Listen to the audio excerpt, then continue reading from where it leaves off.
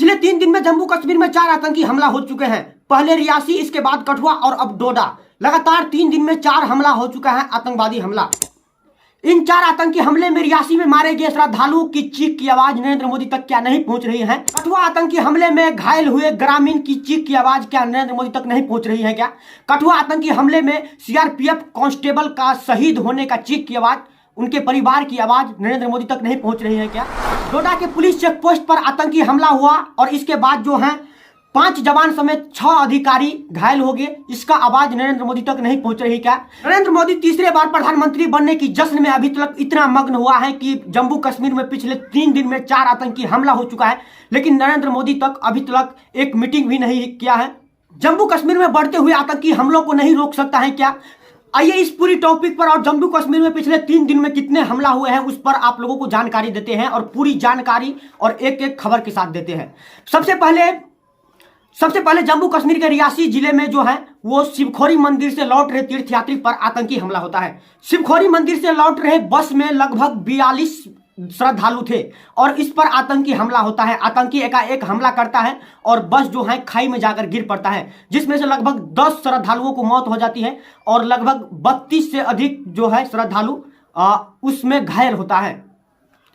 क्या हमारा देश इतना कैसे नीचे गिर सकता है कि एक श्रद्धालु जो है वो भगवान का दर्शन करने जाता है और उसका सुरक्षा का जिम्मा सरकार नहीं लेता है?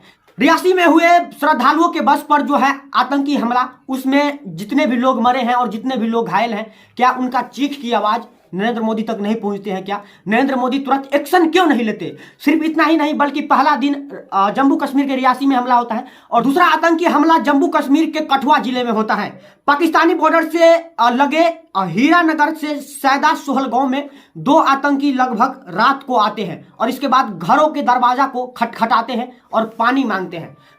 ग्रामीण वेशभूषा समझकर और हाथ में राइफल देखकर डर जाते हैं और अपने अपने गेट को बंद करके शोर मचा देते हैं। ये बात सुनकर आतंकी जो है वो पूरी हवा में गोली फायरिंग करता है और इसके बाद लगातार लोगों के ऊपर गोली चलाना शुरू कर देता है, जिसमें एक ग्रामीण घायल भी हो जाता है।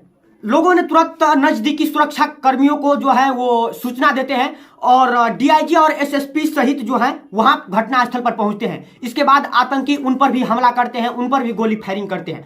इसके बाद जो है वो आतंकी जो है ग्रेनेड उन पर फेंकने की कोशिश करते हैं सुरक्षा बलों पर, लेकिन ग्रेनेड फेंकते समय जो है एक आतंकी ढेर हो जाते हैं।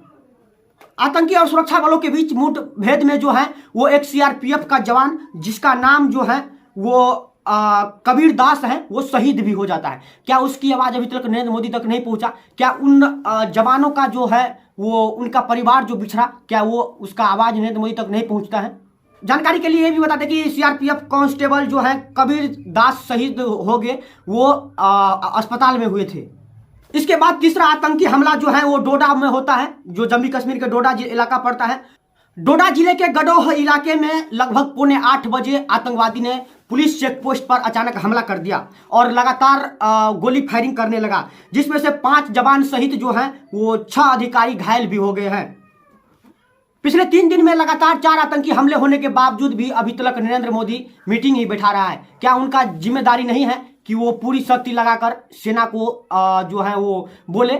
इसके साथ साथ आप लोगों को ये भी बता दें कि पिछले 3 दिन में जो आतंकी हमला हुआ है, इसके बाद से हर एक इलाके में जो है वो चाहे रियासी हो, चाहे कठुआ हो या डोडा जिले में हो, वो लगातार वहाँ सुरक्षा बल को तैनात कर दिया गया है और सीआरपीएफ के जवान सहित ड्रोन की भी मदद से जो है वो अब आतंकी को खोजने का प्रयास किया जा रहा है। दरअसल इसके साथ साथ सूचना के मुताबिक ये भी बता दें कि इन आतंकी हमलों में जो है 4 आतंकी का जो है वो स्केच भी बनाया है पुलिसकर्मी ने, जो पुलिसकर्मी उनको देखा और उन पर इनाम भी रखा गया है लगभग 20 लाख। जो भी उनका सूचना देगा, उन अधिकारियों का, सुरक्षा बलों को सूचना देगा इन आतंकियों के बारे में, उनको 20 लाख रुपये दिया जाएगा। यानी कि 4 आतंकी है तो 20 लाख, एक आतंकी पर लगभग 5 लाख रुपये आपको दिया जाएंगे। कठुआ आतंकी हमले में 12 जून को लगातार दूसरी बार मुठभेड़ में जो है वो एक आतंकी मारा जाता है और यही खुशखबरी है। एक आतंकी मारे जाने के बाद एक और आतंकी इस इलाके में घूमने का आशंका बताया जा रहा है। बाकी क्या इन आतंकियों का मकसद क्या है? पहला जो है रियासी में आतंकी हमला, इसके बाद जो कठुआ में आतंकी हमला और इसके बाद जो है अब डोडा में आतंकी हमला जारी है। इन आतंकियों का मकसद क्या है और वो चाहता क्या है? बाकी इस आतंकी हमला पर आप लोगों को क्या राय है और प्रधानमंत्री नरेंद्र मोदी को इस पर क्या कदम उठाना चाहिए और क्या कुछ करना चाहिए, ये भी जरूर बताइएगा। तब तक के लिए मिलते हैं किसी नेक्स्ट वीडियो के साथ। जय हिंद, जय भारत।